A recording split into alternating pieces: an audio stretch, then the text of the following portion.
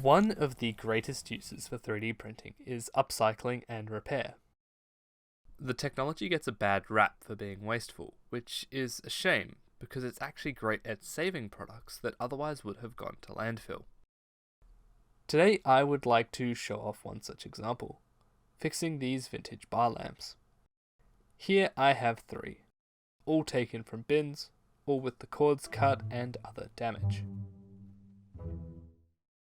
A common problem with these old lamps is heat, as illustrated by this warping on the orange lamp.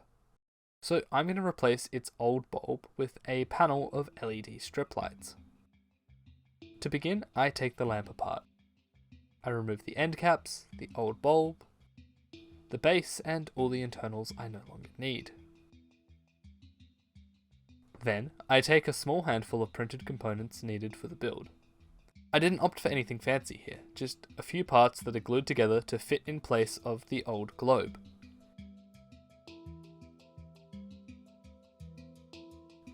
The ends are bolted on, but I could probably skip this with no issue. After waiting for the glue to dry, I go ahead and install my first strip of LEDs. I should ideally be using sealed ones, but I didn't have any on hand, and what's the point of owning components if I never use them?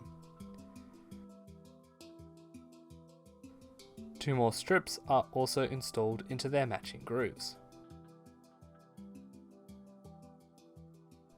I tin the tabs and then wire the 2 strips off to the middle one.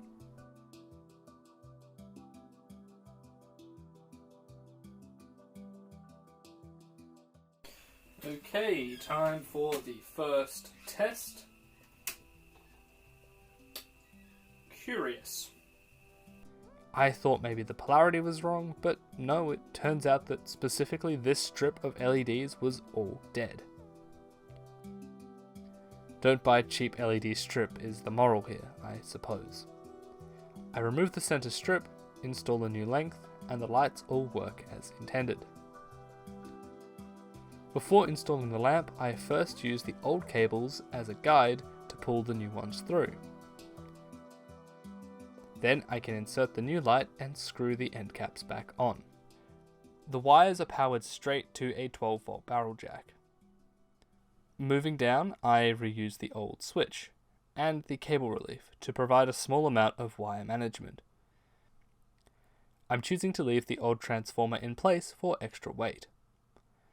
I finish the lamp up by screwing the base back in place.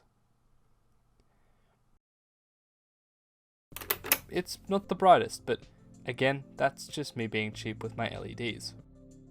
The pulsing can't be seen in person, that's a camera issue. I think this is a great example of upcycling with 3D printing.